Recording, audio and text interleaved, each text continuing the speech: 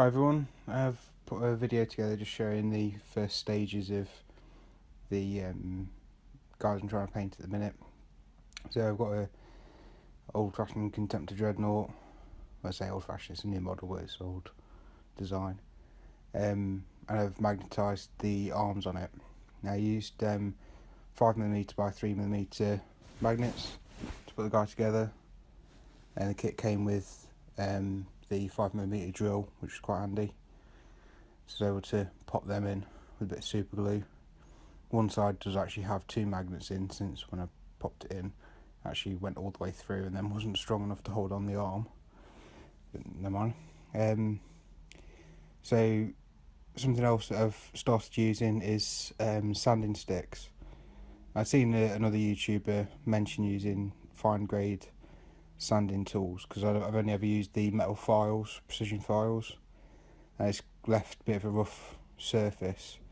After finding these, they're able to smooth it down a lot more, and then maybe one day I'll work right up to using filler and getting a perfect surface. But it's a big step up for me to be able to smooth out what the file has left behind.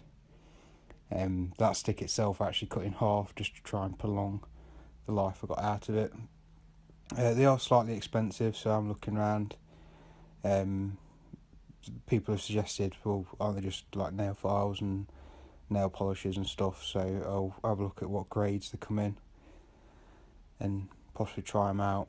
But it's the age-old story. You could end up spending 20 quid on potential alternatives, by which point you could have just bought a bucket load of the expensive ones and cuts out the middleman. So I'll see how it goes. I might talk to some of the girls and see what they use.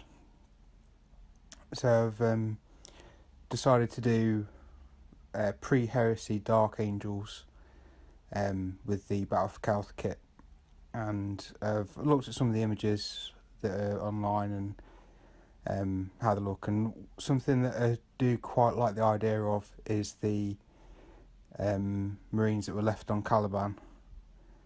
To some of the fluff, I mean, especially in modern day rules, Dark Angels don't have access to cataphractic Terminators, Contemptor Dreadnoughts, any of that stuff. It's all just the new suits of armour for the Terminators. And you think if Dark Angels have got one of the biggest repositories of Terminator armour, they might have one or two sets of this stuff left.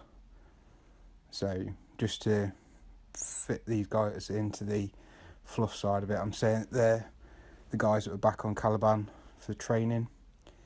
So on the left shoulder pad, they'll have a dark green shoulder pad, and on the right hand side, their right, it'll be white. And I just thought the old orders were allowed to show their colours, their heraldry, in the original Dark Angels. So with these guys being left on Caliban, saying that they are part of that tradition. So I've called them Order of the Obsidian Gate.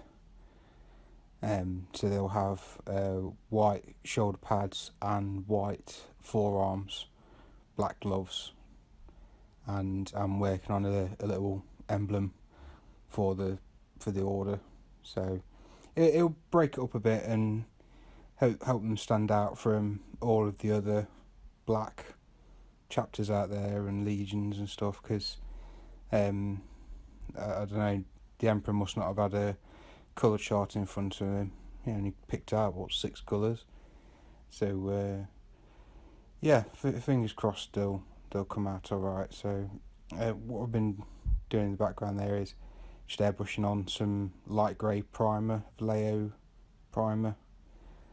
So still getting used to airbrushing. It's all still quite new to me. And there's loads of things that I need to figure out how to work properly. I mean, something that I've been seeing quite a bit is getting quite a dry tip on the needle, especially when I take off the cap at the end for more precision airbrushing. So I don't know if it needs to be slightly thinner. I mean, this stuff that I put on, this was actually yesterday, it was slightly thicker than I wanted, but once I actually got it going through the airbrush, I thought I'm not going to mess around with it too much, because I'll go too watery and then it just won't work properly and I'll end up fighting against myself. And once I start to get a bit frustrated and flustered, it all sort of goes downhill. So I just carried on and did what I could with what it's there. So it's just slightly thicker than probably needed to be, and I've been mounting as much as I can onto paper clips. Unfortunately, that paper clip was quite rammed.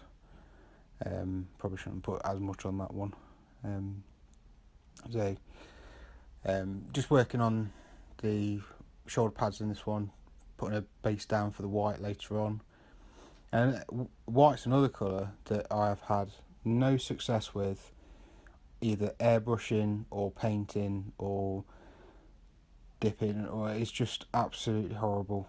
I've tried Vallejo white, White Scar from Games Workshop, Ceramite white from Games Workshop, and I also bought a titanium white from a brand I can't remember. As far as I'm concerned, it was ridiculously expensive, and I thought, right, okay, I've gone and got the proper stuff, airbrush, this should be really good.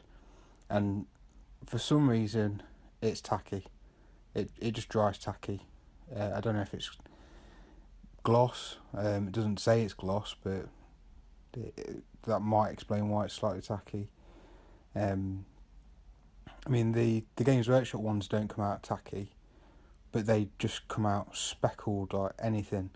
I might as well just get a brush from the shed and throw the paint at the models. So try and figure that out. I mean, the Vallejo white, absolutely horrible. I can't get on with it. I mean, yeah, when I first started airbrushing, I was using IPA to clean it out, but that was only at the very end. But that was, 3 months ago since I actually put any IPA through the airbrush. Because people have said that IPA can react badly with Vallejo paints. Because everything else that I use now is Vallejo. I use Vallejo thinners, cleaners, glow aid, everything. So I still can't understand why it's coming out. I mean, the primer is Vallejo primer, and very, very frustrating. So excuse me. So coming up to the end of the base coat grey soon.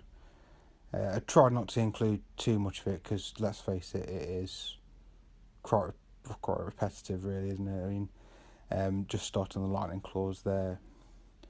Now, airbrushing lightning claws, I've seen a few videos on YouTube about people doing it, and the techniques that they use, I think there's a guy called By Painted. He is just absolutely fantastic with an airbrush, and he can mask it. He's done Harlequin models with airbrushes, and they are just beautiful to look at. So I'm keeping it a bit more simple. I'm building myself up to trying new things. So what I'm doing at the minute is just putting on a primer coat. So you've got a light grey coat, and then into what's left I'm putting in a bit of the black primer. This was slightly darker than what I was trying to go for, but I just went with it because I wasn't going to waste all that paint. So I'm just trying to slowly build up the graduation between the two, and it's a bit starker than I wanted, but it's not horrendous. Say dry needle again, because I'd taken the cover off the end, just to try and get more of an accurate spray, because I didn't want it going all over the end of the lightning claws. So just trying to build it up there, get into the end. I've not base coated the rest of the model at this point, it's just the lightning claws I'm working on.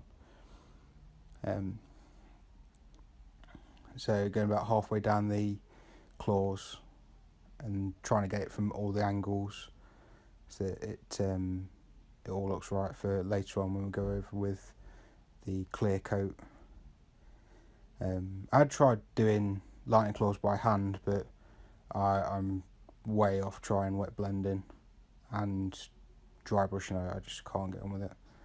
So maybe one day if I ever get a wet palette, try it. So now I'm on to the black primer.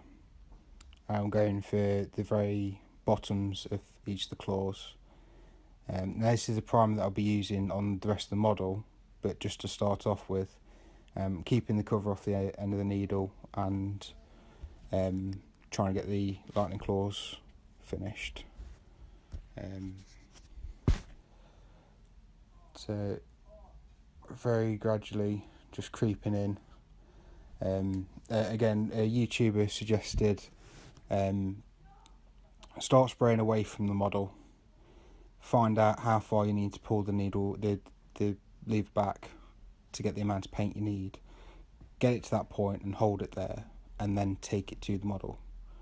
And then that way you don't start pulling it back and all of a sudden get a surge of paint come out, and then it can just absolutely waste everything that you've been working on.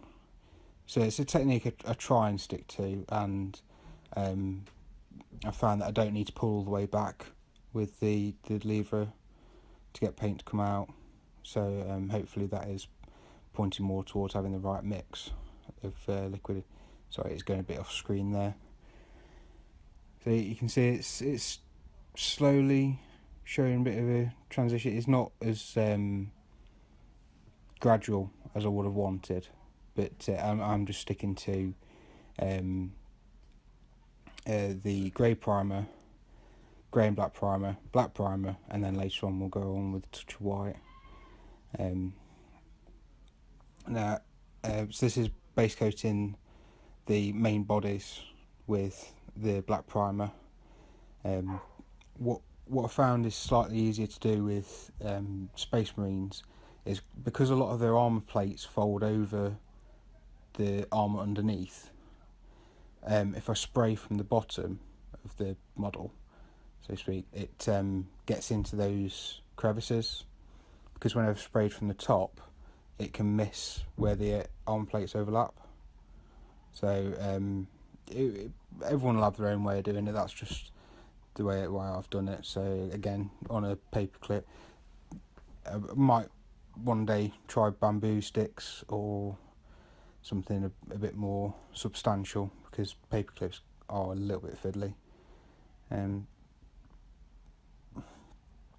I try and go for 2 to 3 coats. So this one's going on quite well, it's going on quite thick, but the detail has remained. So I certainly wouldn't advise going any thicker than that.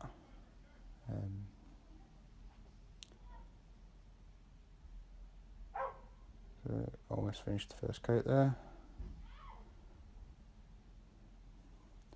The next thing I'd sort of suggest for when you are airbrushing models is try and airbrush the most difficult to reach parts first.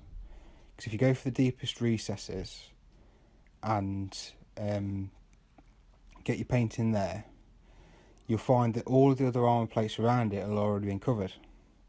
Because if you give it a general spray and don't catch the deep recesses, when you do come to trying to get more paint in there and around the corners and all that sort of stuff, those corners will end up building up a lot of paint. You'll end up having 4 or 5 coats worth of paint on those edges, and you can start losing detail. So I advise going for the deepest recesses, hardest to reach places, and then work your way out, because the top armour plates will always get covered by something as you're working your way around. And with these guys with the lightning claws, I'd approached a lot of the angles trying to make sure that none of the spray went near the lightning claws. This chap was slightly easier because he had his claw out to one side, but a couple of the others had to get a bit closer with the airbrush and then use a bit less paint, a little bit less air, so I wasn't overflowing onto the model. So this is a titanium white that I was mentioning that was extremely expensive. Well, I think it was extremely expensive.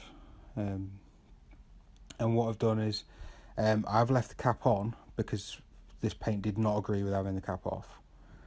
So I'm just trying to catch the very tips of the claws so that it's not overloading it. Now in that light, it does look like it is just going from black to white. I admit that does look pretty terrible, but once you get the clear coat on there, you can see it has left a bit of a transition. Yeah, that stuff is extremely reflective. As I say, it's still not dried now. It's a day later. It's got that slightly tacky feel to it, which is annoying when you've got cats, because then you've got to make sure that they don't get anywhere near it because it will get covered in fur. And you can see it's slightly speckly, but with them being lightning claws or power weapons in general, what you can do is any errors that you make, you can cover up with lightning bolts and sparks of electricity and stuff. So you have got an option of trying to cover up. You don't need to go for absolute perfection each time. I mean, obviously, it'd be ideal to get perfection. I'd love it if I was knocking out great, perfect models, but work up to it. So I've watered down a bit of white scar, and I'm just touching on the very edges of the claws here. I wasn't the best pot of white scar, and to be honest, that brush wasn't my favourite brush either. But it's the first time I've done live painting, so it's completely out of my element. I've not got a chair or anything. This is me stood up, leaning against the table. So I apologise for all the small errors that are showing up. So yeah, just touching on the edges, and then when it comes to putting the clear coat on, it's already got that slight bit of highlighting, and then whatever sparks of that I decide to put on the blades, and the claws in this case, they'll really stand out. They won't be the same as the edging on the blades. Alright, and here we're on to the clear coat. So I was working on the lightning claw for the sergeant for the squad as well, in power armour, so I was doing him at the same time. So you can see there is, as the blue goes on over the black, it brings it to a nice dark blue, and then as you get further down the blade and on the edges, it stays much lighter blue. Now for someone who can't transition with a brush, this is a real lifesaver. I can still get nice looking power weapons without the heartache of going over it 6 times trying to wet blend it. So I hadn't watered down the clear coat on this one. It's Forge World's Calth Blue clear coat. I've done an Imperial Night with it as well. That turned out alright. You just got to be careful about how much flow comes out of it, because while you want enough to cover it, you don't want too much, otherwise it will start pooling, much like with glazes and washes. So just gradually build it up. You can see there it's already starting to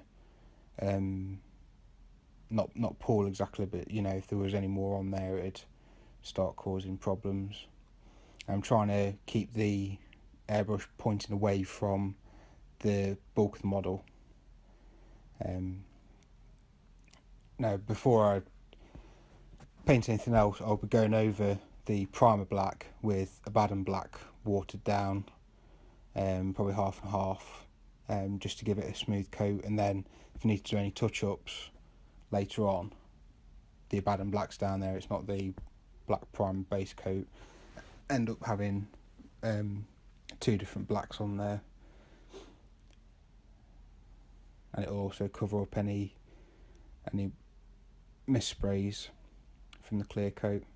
And again, I'd suggest 2 coats, 2 to 3 coats of this stuff. I mean, I've not put much in the airbrush because, especially on such small details, you don't need loads in there. You don't want to waste them.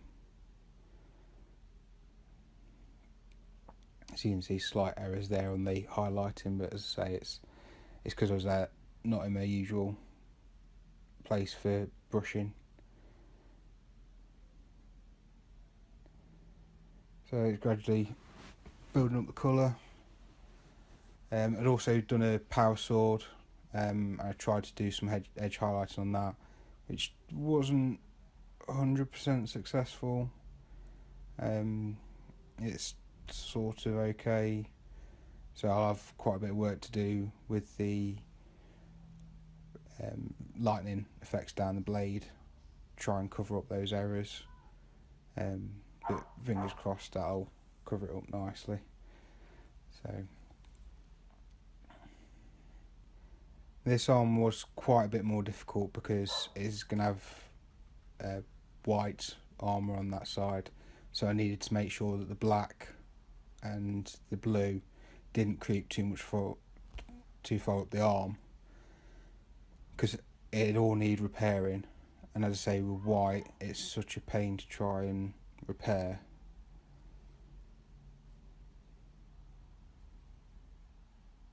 So just getting power sword. So that's had 1 coat already. I'm just putting on a 2nd coat, and it's helping to bring that sky blue down to a bit more of an electric blue.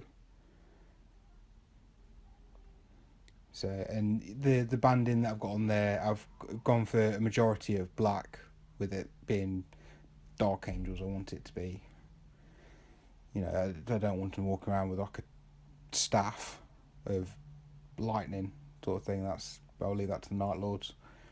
But if you wanted to expand the banding, obviously you can do that as much as you want and just have quite a small area of black as opposed to a large area of black. So it's all finding your preference and what you feel like doing. So I think that's about it. So I'm hoping on the next video to show the start of the base coating, and